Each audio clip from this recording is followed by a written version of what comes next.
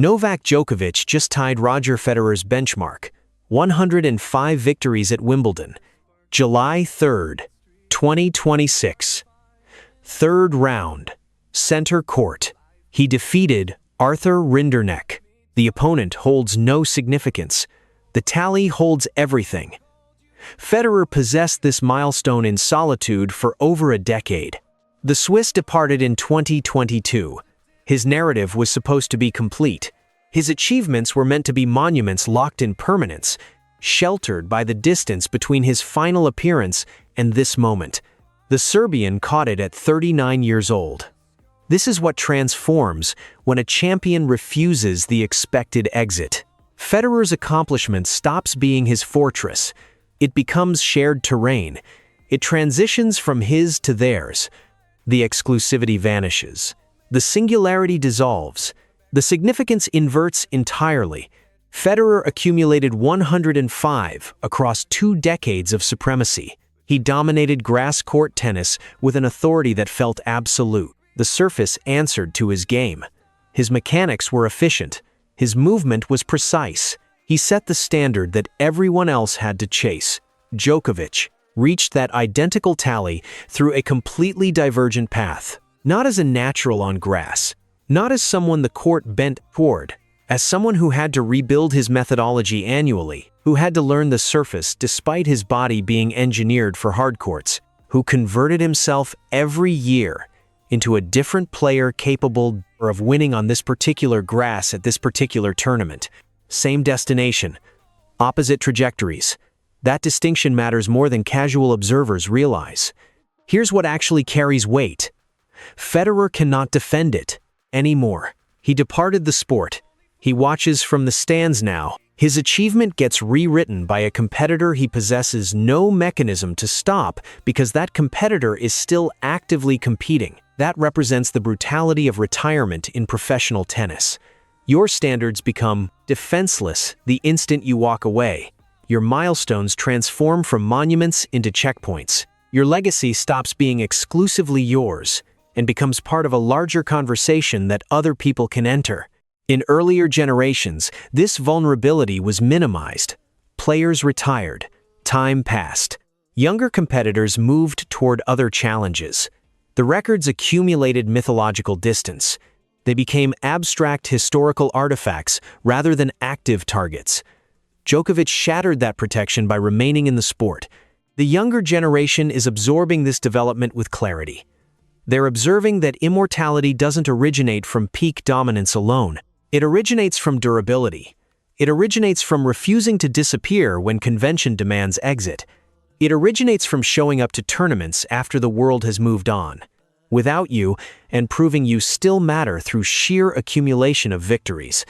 That comprehension will reshape how they approach their own careers as they age. What distinguishes this moment from other generational transitions in tennis? Federer was supposed to be the final authority on grass court greatness. 8 championships, 105 triumphs, a numerical permanence that seemed beyond reach. Players might approach the titles. Nobody was supposed to catch the win total, while Federer remained alive to witness it. That assumption just evaporated. The Serbian's arrival at this benchmark signals something unprecedented in modern tennis. One man's monopoly on a specific historical accomplishment ended not through time or obsolescence, but through active pursuit. Not through the passage of years softening the relevance, but through another competitor deciding the achievement mattered enough to keep chasing it. Federer will always be the first to reach 105. That distinction is permanent. That will never shift. But the solitude of that accomplishment, the sense that it belonged exclusively to him, that ended the moment Djokovic equaled it. The implications for legacy are substantial. Future generations won't remember 105 as Federer's untouchable record. They'll remember it as Federer's initiation point in a conversation that's still developing. That reframes his achievement without diminishing it. Wimbledon is a different place now, not because a tournament was won, because the architectural structure of grass court history shifted. What belonged to one entity now belongs partially to another. The pioneer retains the distinction of arrival. The pursuer carries the weight of continuity.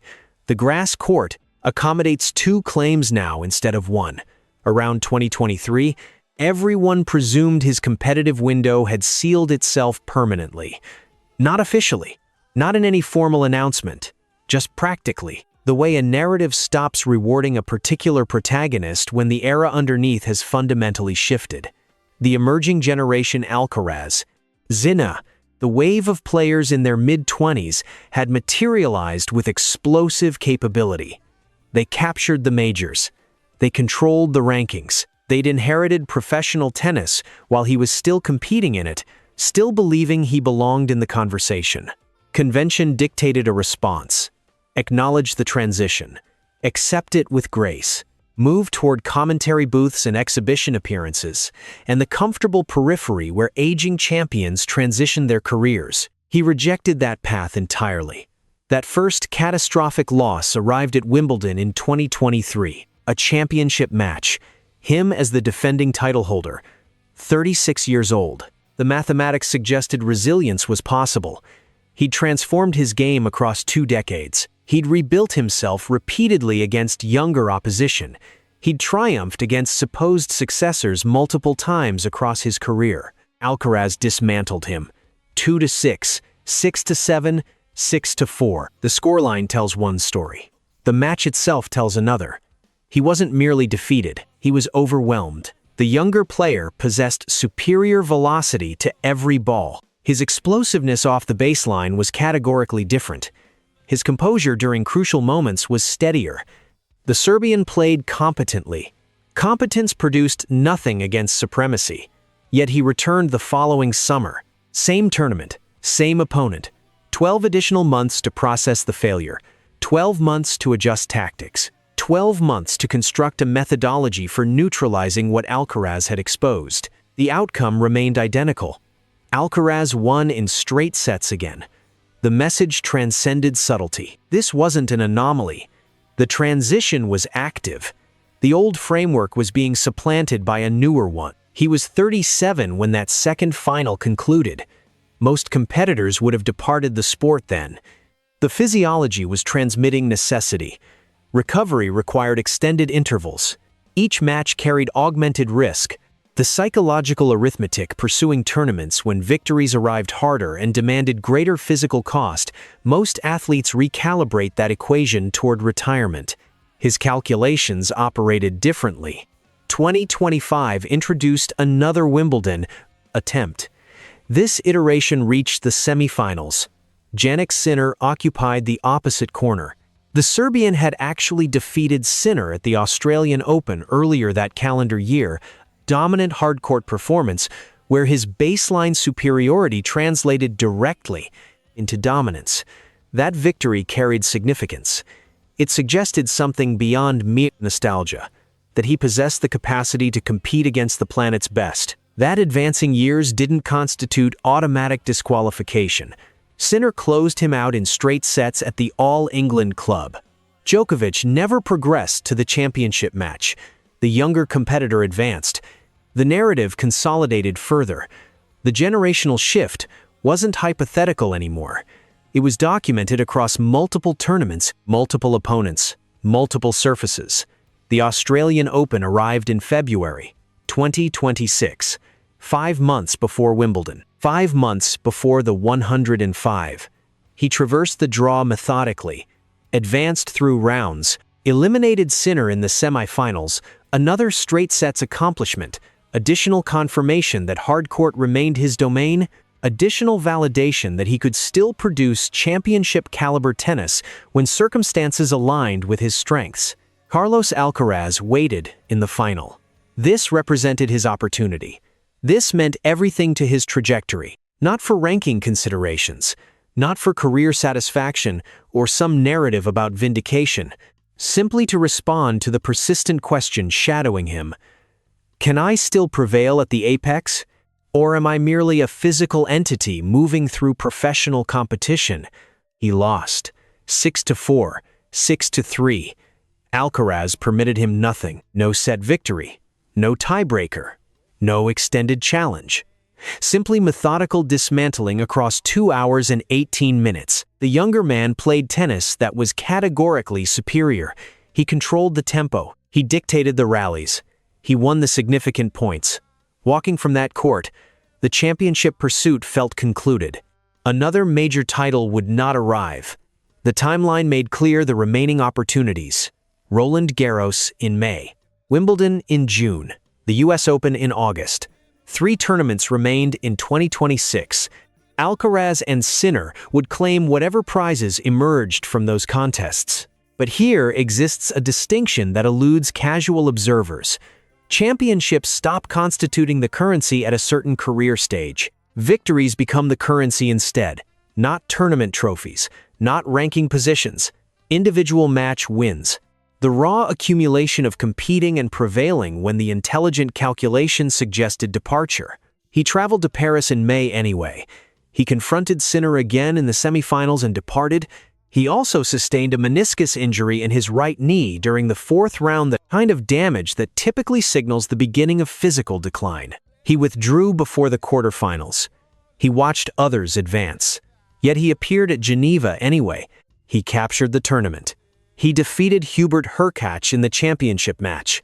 That triumph represented his 101st ATP-level championship across his entire professional existence. He became the first competitor in history to secure at minimum 1 ATP title in 20 consecutive calendar years. Connors had terminated his career before matching that longevity. Federer had abandoned competition before achieving it. The Serbian was still adding to that streak at 38 years old. The psychological orientation shifted after Geneva, not toward optimism, toward clarity. Major championships weren't materializing. The younger generation possessed dominion over those outcomes. Something else remained achievable, though. Something nobody could appropriate in a single afternoon. The accumulated presence. The refusal to vanish. The demonstration that you could persist in a sport after the sport had progressed without you. 105 victories at Wimbledon. Federer possessed that mark. It wasn't something he'd overlooked. It represented the only remaining destination still attainable. Wimbledon 2026 commenced with singular concentration. Not toward the trophy, not toward a semi-final appearance, not toward redemption against Alcaraz or Sinner or the emerging generation, toward the tally. 105. Arrive at that numerical equivalence. Demonstrate it was feasible. Prove that a human at the conclusion of his competitive lifespan could still match what a legend had constructed across his dominance. The tournament itself adopted different characteristics because his mentality transformed. Early encounters weren't obstacles preventing access to the final. They constituted opportunities for accumulation. Match 1 contributed to the tally. Match 2 contributed further. Match 3, the confrontation against Rinderknecht, delivered equivalence. Not as a champion pursuing supremacy, as a survivor accumulating proof, Martina Navratilova possesses the all-time benchmark, 120 victories at Wimbledon. Djokovic currently occupies 105, a separation of 15 triumphs. A gap that appeared impossible merely 12 months ago. Now it resembles arithmetic rather than mythology. If he returns next summer, if he advances through the draw, if the physiology permits continuation, he reaches 110, 115. The landscape suddenly presents possibility where only impossibility existed before. What was supposed to remain untouchable for another generation doesn't look untouchable anymore. This fundamentally restructures how professional tennis comprehends achievement. When legends departed in preceding eras, their accomplishments became sealed. Sampras walked away. His totals remained his alone. Connors retired. His achievements froze in perpetuity. The numerical records transformed into historical artifacts, fixed points in time, protected by the simple fact that the person who established them had stopped competing. Djokovic obliterated that structural protection by refusing to follow the prescribed timeline. Now, a 39-year-old is chasing what a 35-year-old had accumulated decades earlier. The numerical gap becomes irrelevant. The conceptual implication becomes everything. Federer's dominance on grass arrived with an authority that felt permanent during his era. The surface responded to his mechanics. The court seemed engineered for his capabilities. 8 championships, 105 triumphs. Supremacy that appeared crystallized because it arrived early and sustained across 3 decades. That seeming permanence depended on one condition: nobody pursuing it while Federer remained absent. The Serbian violated that condition by sustaining his presence. What transpires when records become contested while the original architect observes from retirement? The significance inverts fundamentally. The accomplishment transforms from definitive standard in this category into the foundational benchmark in this category. The distinction might appear marginal. It proves consequential. Future generations won't discuss Federer's 105 as the conclusive statement on grass court mastery. They'll discuss it as the commencement of a conversation still unfolding. They'll understand it as the initiation point, not the destination. That comprehension reframes how his entire legacy gets remembered across time. The vulnerability spreads throughout the entire tennis archive. Sampras's 14 majors suddenly seems defensible, but no longer impregnable. Connors's record accumulation of titles doesn't remain locked away from challenge. Navratilova's 120 transforms from ceiling into threshold. Longevity itself becomes the threat to longevity records. As long as someone remains competing, as long as someone possesses the drive to accumulate incremental victories, as long as someone refuses the expected retirement calendar, nothing qualifies as truly sealed anymore. That represents a seismic shift in how professional tennis structures its historical permanence. The emerging generation processes this development with substantial clarity. They're observing that peak performance alone doesn't guarantee immortality.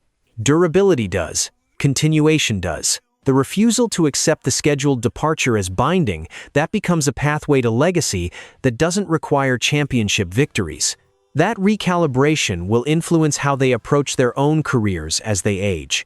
They're learning that you don't need to win tournaments to matter historically. You simply need to keep competing when the world expects you to vanish. That's a fundamentally different education than earlier generations received. Wimbledon itself underwent transformation in that singular encounter against Rinderknech, not because tournament outcomes changed, because the historical architecture shifted structurally. What belonged exclusively to one entity now belongs partially to another. The Swiss pioneer will always retain the distinction of arrival. The Serbian pursuer carries the weight of continuity. Both names now share the space that once belonged to one. The grass court that once defined a singular man's dominance now accommodates 2 entities' claims. Here's what remains unresolved. How does Federer's broader legacy process this development? The 8 championships remain his. The 2-decade supremacy remains documented. The foundation he established remains unaltered, but the finality evaporates. The independence of his achievement dissolves. He's no longer the singular answer to who dominated Wimbledon most profoundly. He's now part of an answer that includes another competitor's pursuit. That alters the texture of his place in history without erasing it. The pursuit doesn't conclude at 105. Djokovic exits this tournament. He navigates subsequent rounds. If progression continues, if fortune favors persistence, he reaches 106, 107, 110. Navratilova's 120 transforms from unreachable mythology into a reachable destination. What truly shifted wasn't numerical equivalence. It was the demonstration that records could be contested across generational boundaries. That retirement didn't provide the protection it once provided. That someone refusing the expected exit could alter the permanence of achievements established by predecessors. Djokovic proved that the longest resistance triumphs.